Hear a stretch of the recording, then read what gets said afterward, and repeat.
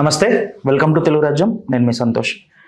మీకు ముందుగా ఒక ఆడియో అయితే వినిపిస్తాను. అది చాలా వైరల్ అవుతుంది.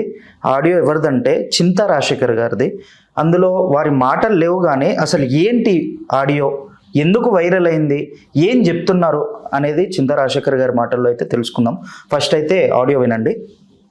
సార్, ఇప్పుడు ఒకప్పుడు మీరు చింతా రాజశేఖర్ గారి అసమ్మతి పార్టీకి ఇలా కొన్ని లక్షల మంది అసమ్మతి అంటే మీ దాంట్లో ఇంతమంది నడుస్తున్నారు.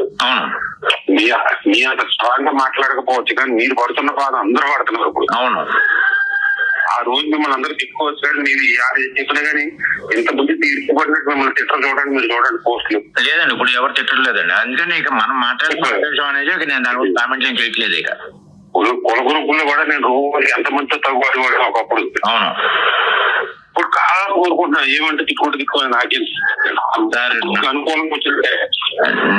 ఫోన్ కాల్లో మాట్లాడింది జనసేన పార్టీకి ఒక డై హార్ట్ ఫ్యాన్.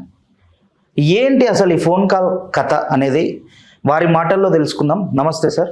నమస్తే సార్, ఏంటి ఫోన్ కాల్ ఇది వైరల్ అయితే? నాతో మాట్లాడింది కాదు, మా ఫ్రెండ్ అనగాని రాంప్రసాద్ అని ఉన్నారు. ఆయన మా అబ్బాయి మ్యారేజ్కి వచ్చారు. మా అబ్బాయిని పెళ్లి కొడుకు చేశారు. ఆయన వస్తే ఇట్లా మన గురించి జనసేనలో ఏం మాట్లాడుకుంటున్నారు అని ఆయనకి చిరంజీవి పవన్ కళ్యాణ్ అంటే పీక కోసేయమని ఇట్లా కోసుకునే ఒక డైహార్డ్ ఫ్యాన్ అంటారు లేదు. ఆయన కూడా చాలా ఇంటర్వ్యూస్ రాస్తారు, చాలా వ్యాసాలు రాస్తాడు. మెగా కుటుంబానికి అభిమాని. నా భాషలో చెప్పాలంటే కట్టు బానిస. వాళ్ళని ఏమన్నా అంటే ఊరుకోడు.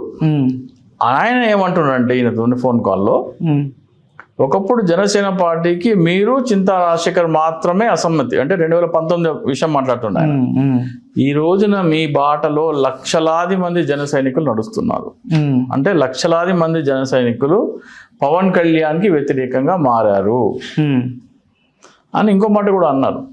ఈ రోజున ఒకప్పుడు పవన్ కళ్యాణ్ని ఎవరైనా విమర్శిస్తే కులగూపులు అంటే కాపు గ్రూప్ అయినా కాపు సామాజిక వర్గం, నేను వాళ్ళని తీవ్రంగా మందలించేవాడిని.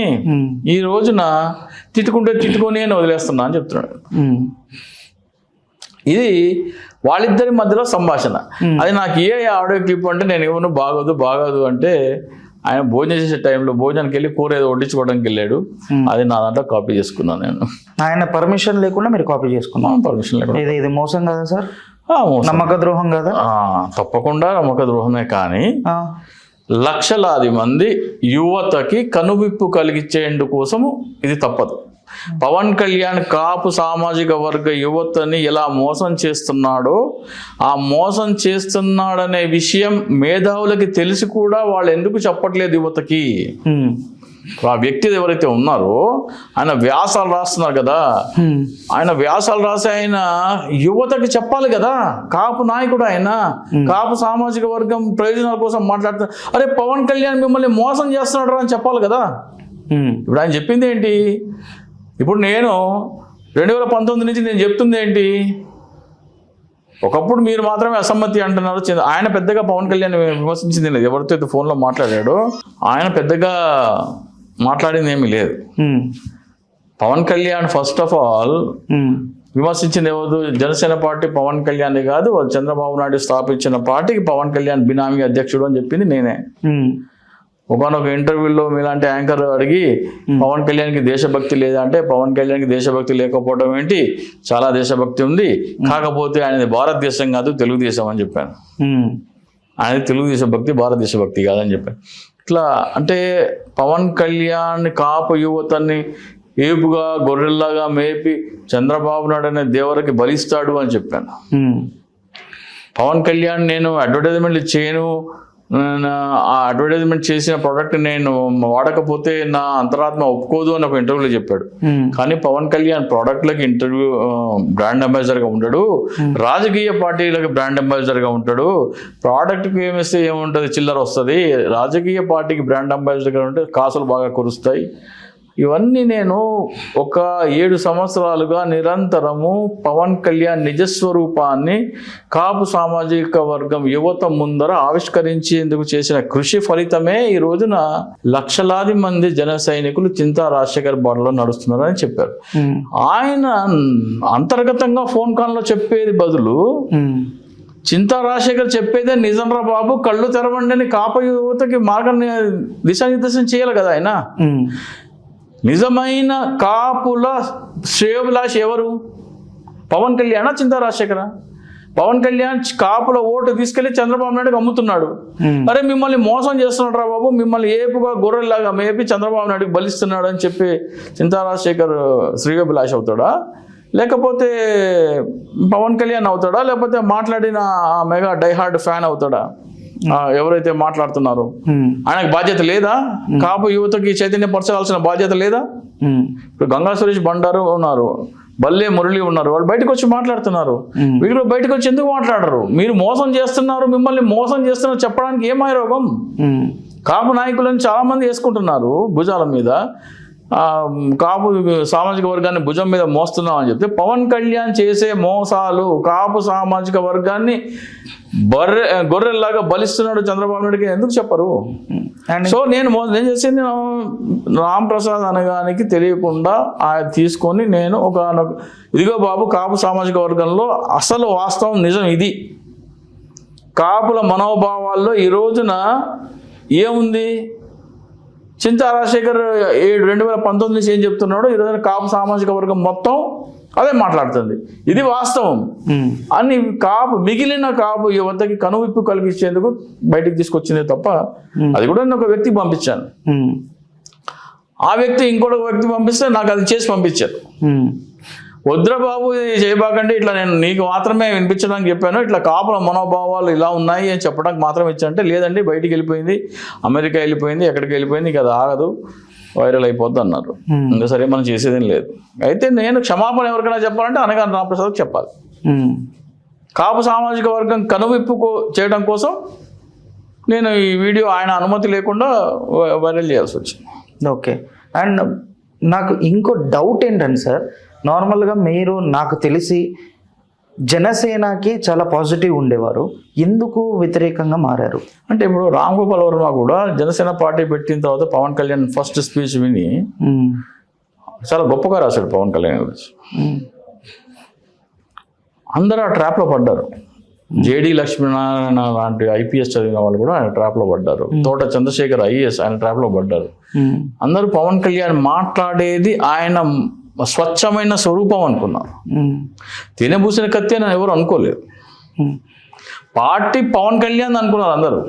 ఏం చేశాడని మీకు విన్నపూసిన కత్తి అని చెప్పేసి అంటున్నారు? పార్టీ అయింది కాదు కదా. పార్టీ స్థాపించినప్పుడు ఏం చెప్పారు? ఒక ప్రత్యామ్నాయ రాజకీయ పార్టీ అన్నాడు. ప్రత్యామ్నాయ రాజకీయ పార్టీ అయినప్పుడు ఎన్నికల్లో పోటీ చేయాలి కదా, పోటీ చేయలేదు. మొదటిసారి వదిలేద్దాం. ఆ తర్వాత ఒక్కొక్క స్టేట్మెంట్ చూసుకుంటా ఉంటే ప్రత్యేక హోదా కోసం లడంగి అది చేద్దాం, పీకేద్దాం, పొడిచేద్దాం, అది చేస్తాం, ఇది చేస్తాం అన్నాడు. ఏమి చేయాలి? ప్రతి చంద్రబాబు నాయుడికి ఏదైనా కష్టం వస్తే అడ్డుగా ఒక కవచంలాగా వచ్చి నిలబడటమే తప్ప ఈరోజు ఏమంటాడు ఆయన, ఇంకా 15 సంవత్సరాలు చంద్రబాబు నాయుడు ముఖ్యమంత్రిగా ఉండాలంటున్నాడు. చంద్రబాబు నాయుడు ఎట్లాగో 76 ఏళ్ళు వచ్చేసినాయి ఆయనకి, ఇంకా 15 సంవత్సరాలు ఆయన 90 ఏళ్ళ దాకా ఎట్లాగో రాజకీయాల్లో ఉన్నాడు. అంటే ఇండైరెక్ట్గా ఏమంటున్నాడు, లోకేష్ ముఖ్యమంత్రి చేస్తామంటున్నాడు. అవసరమైతే మేబీ 15 years అవుతే దేవాస్ కూడా ముఖ్యమంత్రి అవ్వచ్చు. వాళ్ళు రాజకీయాల్లో ఆ పార్టీ మనుగడ ఉంటే, వాళ్ళ పార్టీ మనుగడ జగన్మోహన్ రెడ్డి గారు ల్యాండ్ పూలింగ్ అంశం బయట పెడితే ఈ నారా ఫ్యామిలీకి రాజకీయ మనుగడ ఉండదు, చాప్టర్ క్లోజ్ అయిపోతుంది.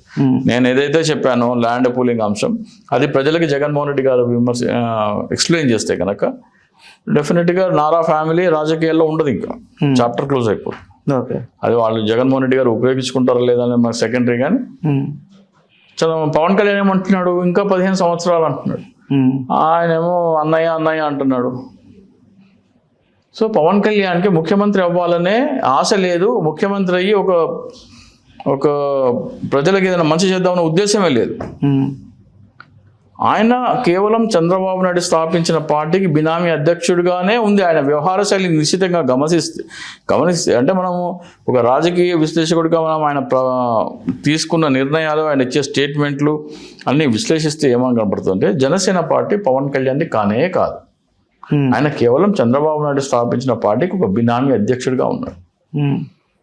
ఇదే మనము కాపు సామాజిక వర్గ యువతకు చెప్పాలి, అరే మోసపోకంటారు బాబు, మిమ్మల్ని అమ్మేస్తున్నాడు. ఆఖరికి ఇన్సూరెన్స్ పేరు మీద అమాయక కార్యకర్తల దగ్గర డిట్టను దోచుకున్నాడు కదా, దాదాపు 100 కోట్ల దాకా దోచుకున్నాడు కదా. నీ 100 కోట్లు దోచుకున్నది కాక నీకు మేలు చేస్తున్నా అంటాడు. కార్యకర్త ఇచ్చిన 500 400 జేబులో వేసుకొని 100 రూపాయలు మాత్రమే ఇన్సూరెన్స్ కంపెనీకి కట్టి ఆ కార్యకర్త దగ్గర దోచుకున్నదే కాకుండా కార్యకర్త చనిపోతే ఇన్సూరెన్స్ కంపెనీ వాళ్ళకి డబ్బులు ఇస్తుంటే నేను ఇస్తున్నా అని చెప్పుకుంటున్నాడు. ఎవరు? పవన్ కళ్యాణ్.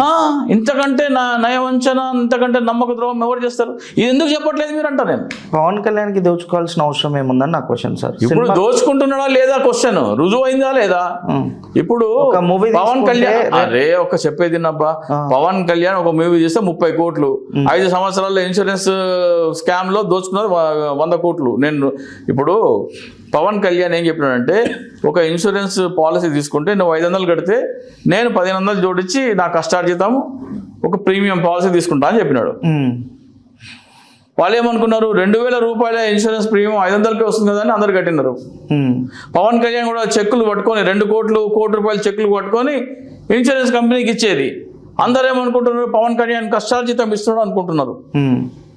కానీ 5 లక్షల రూపాయల యాక్సిడెంటల్ ప్రీమియం 100 రూపాయలు కూడా ఉండదు. పోస్ట్ ఆఫీస్లో 399 రూపాయలకి 10 లక్షల accident premium, double. Pawan Kalyan కంటే 100 రూపాయలు తక్కువ, దానికి డబల్. నువ్వు ఏ ఇన్సూరెన్స్ కంపెనీతో టైప్ పెట్టుకున్నావు, ఎంత కడుతున్నావు, బయట పెట్టమన్నాడు చెప్పండి. ఏం అవసరం అంటారు కదా పవన్ కళ్యాణ్ని? ఏ ఇన్సూరెన్స్ కంపెనీతో నువ్వు టైప్ పెట్టుకున్నావు, వాళ్ళకి ఎంత ప్రీమియం కడుతున్నావు, కార్యకర్తల దగ్గర ఎంత వసూలు చేస్తున్నావు, మిగిలిన డబ్బులు ఏం చేస్తున్నావు మీరు అడుగుతున్నారు కదా, చెప్పమనండి. పవన్ కళ్యాణ్ దాంట్లో ఒక పైసా దోచుకోకపోతే మీ కెమెరా మీద 116 గుంజీలు తీసి క్షమాపణ చెప్తాను నేను. 100 కోట్ల దోపిడీ అది. రుజువు అంటే లెక్క చెప్పమనండి. రుజువులు మీరు తీసుకురావాలి. జనాలు వెళ్ళి వెళ్ళండి, నడుదాం, కెమెరా తీసుకుని వెళ్దాం పదండి ఇన్సూరెన్స్ కంపెనీకి. పవన్ కళ్యాణ్ ప్రీమియం ఎంత కడుతున్నాడు, ఎంత ప్రీమియం కడుతున్నాడు, కార్యకర్తల దగ్గర ఎంత వసూలు చేస్తున్నాడు, రండి ఎక్స్పోజ్ చేద్దాం, ఇన్సూరెన్స్ కంపెనీకి వెళ్దాం రండి. ఒక 1 వారం రోజులు అయిపోయింది, చిన్న చిన్న పనులు ఉన్నాయి, మా అబ్బాయి పెళ్ళి అయిపోయిన తర్వాత అటు ఇటు వెళ్ళే కార్యక్రమాలు ఉన్నాయి, అది అయిపోయిన తర్వాత కెమెరా తీసుకుని వెళ్దాం రండి. పవన్ కళ్యాణ్ దోచుకున్నా లేదా? కాపు సామాజిక వర్గ యువత రక్తం పీల్చే జలగలాగా పీల్చుకున్నాడు. అధికారం రాకముందరే 100 కోట్లు దోచుకున్నాడు. ఏం మాట్లాడుతున్నాడు పవన్ కళ్యాణ్ గురించి? ఈ మోసాలని ఎందుకు బయట పెట్టారు ఈ కాపు నాయకులు అంటారు నేను.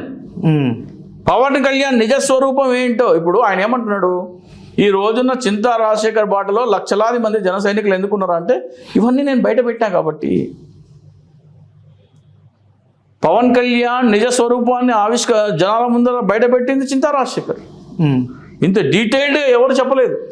మరి మీరు చెప్పినట్టే సార్, బయటికి వచ్చేసారు చాలా మంది మీ బాటలో అని చెప్పేసి అని ఆయన ఏనంటలా, ఆయన అంటున్నారు. ఆయన పవన్ కళ్యాణ్ అంటే ఇట్లా చేయి కోసుకొని రక్తాన్ని ధారపోసే వ్యక్తి అంటున్నాడు. చింతా రాజశేఖర్ బాటలో లక్షలాది మంది జన సైనికులు నడుస్తున్నారు, నేను అంటలేదు. అవును, ఆయన చెప్తున్నారు. ఆయన మరి వీళ్ళకి 21 ఎలా వచ్చాయి? ఇప్పుడు కనువిప్పు కలిగింది అంటుంది కదా ఆయన.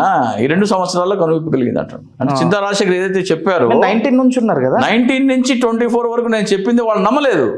కానీ 24 నుంచి 26 వరకు పవన్ కళ్యాణ్ చెప్పేది, చింతా రాజశేఖర్ చెప్పింది సేమ్ అని అర్థమైంది అంటుండ ఆయన.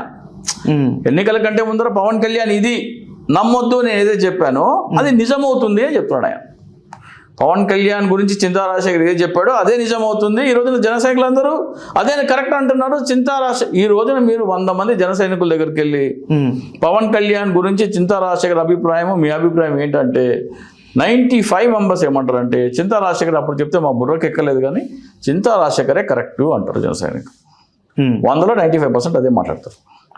ఈ నాయకులు తొత్తులు ఉంటారు చూసినారా, మోచేతి నీళ్ళు తాగే పందికొక్కులు, వాళ్ళు జే అంటారు. కానీ నిజమైన అభిమానులు పవన్ కళ్యాణ్, చింతా రాజశేఖరే కరెక్ట్, పవన్ కళ్యాణ్ మమ్మల్ని మోసం చేశాడు, నిట్ట నీరు అమ్మేశాడు అంటారు. Thank you sir, thank you so much.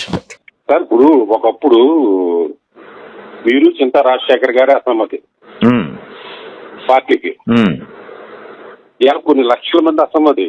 ఉమ్, అంటే మీ దారిలో ఇంతమంది నడుస్తున్నారు. అవును మీ అంత స్ట్రాంగ్ గా మాట్లాడకపోవచ్చు కానీ మీరు పడుతున్న బాధ అందరూ పడుతున్నారు ఇప్పుడు. అవును.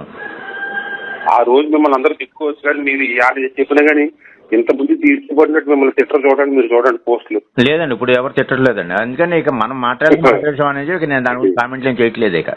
ఇప్పుడు కుల గ్రూపుల్లో కూడా నేను రోజుకి ఎంతమందితో తగ్గుబాటు ఒకప్పుడు. అవును. ఇప్పుడు కాలం కోరుకుంటున్నాను ఏమంటే తిట్టుకుంటే తిట్టుకోని నాకేం సార్, అనుకూలంగా వచ్చినట్టే.